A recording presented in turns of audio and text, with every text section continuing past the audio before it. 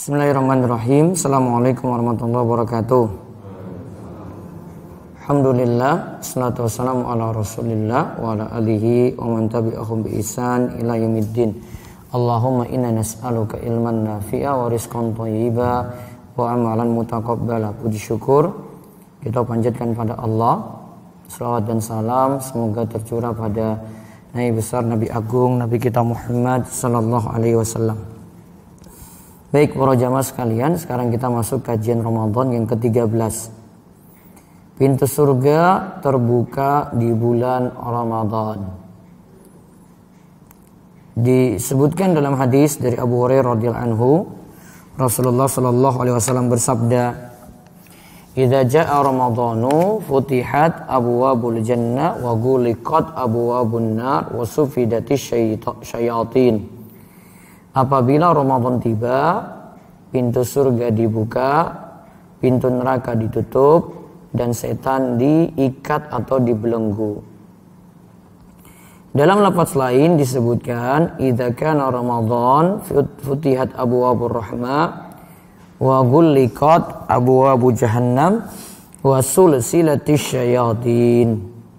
Jika masuk bulan Ramadan, pintu-pintu rahmat dibuka, pintu-pintu jahanam ditutup, setan-setan pun diikat dengan rantai.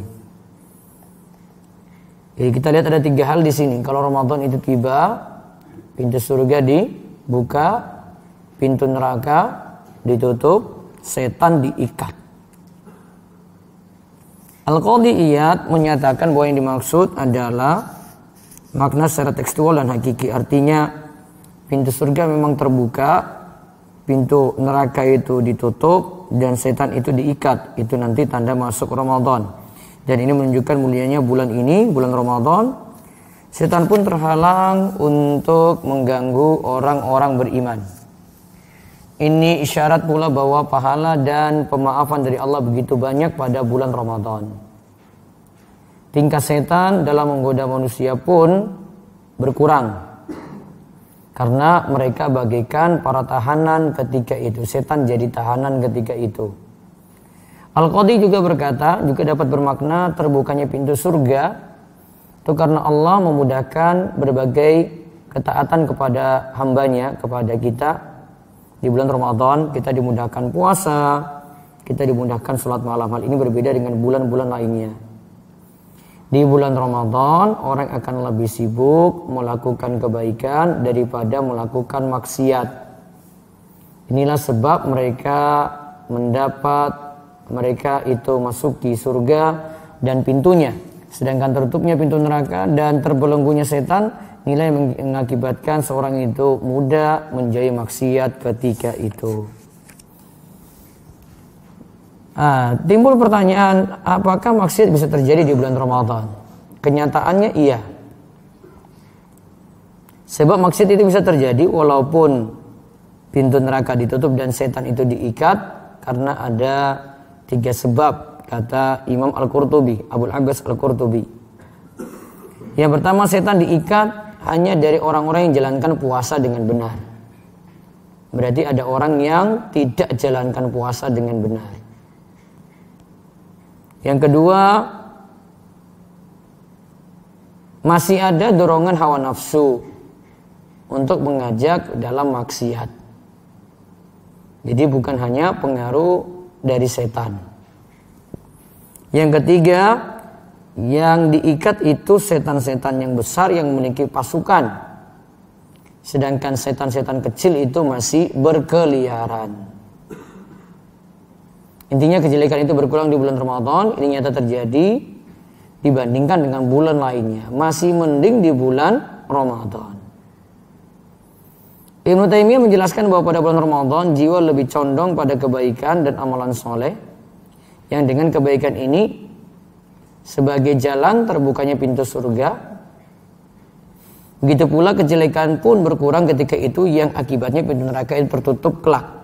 Sedangkan setan itu diikat, berarti setan tidaklah menggoda melakukan maksiat sebagaimana ketika tidak berpuasa. Namun maksiat bisa terjadi karena nafsu syahwat. Karena nafsu kita sendiri. Ketika syahwat itu ditahan, maka setan-setan pun itu akan terbelenggu. Nah, karena terbuka lebarnya pintu kebaikan, pintu surga, pahala kebaikan itu ingat akan dilipat gandakan. Jadi pahala kita di bulan Ramadan itu jadi berlipat-lipat. Ada ulama guru-guru dari Abu Bakar bin Maryam itu pernah mengatakan, jika tiba bulan Ramadan, bersemangatlah untuk bersedekah. Karena bersedekah di bulan tersebut lebih berlipat pahalanya seperti sedekah di jalan Allah. Dan juga pahala bacaan tasbih subhanallah lebih afdol dari 1000 bacaan tasbih di bulan lainnya. Ibrahim An-Nakhai mengatakan puasa sehari di bulan Ramadan lebih afdol dari puasa di 1000 hari lainnya. Begitu pula satu bacaan tasbih di bulan Ramadan lebih afdol dari 1000 bacaan tasbih di hari lainnya. Begitu juga pahala 1 rakaat di bulan Ramadan lebih baik dari 1000 rakaat di bulan lainnya. Nah, begitulah keberkahan di bulan Ramadan. Orang yang sebelumnya malas ibadah akan kembali sadar. Yang sudah semangat ibadah akan terus semangat. Yang lalai dengan kewajiban akan sadar di bulan Ramadan. Yang lalai akan zikir pun juga semangat untuk berzikir. Begitu pula yang malas ke masjid nantinya akan rajin ke masjid. Namun tentu saja amalan yang paling baik itu continue, tidak musiman. Kata Nabi SAW, wa inna habal amali ilallahi adwamuhu wa in qalla. Amalan yang paling baik itu yang ajak continue walaupun jumlahnya itu sedikit. Amalan yang paling bagus itu yang ajak continue walaupun jumlahnya itu sedikit. Wallahu a'lam bissawab. Moga-moga jadi ilmu yang manfaat. Demikian kita cukupkan, tetap dengan doa kafaratul majlis. Semoga subhanakallahumma bihamdika asyhadu an la ilaha illa anta astaghfiruka wa atubu ilaik. Assalamualaikum warahmatullahi wabarakatuh.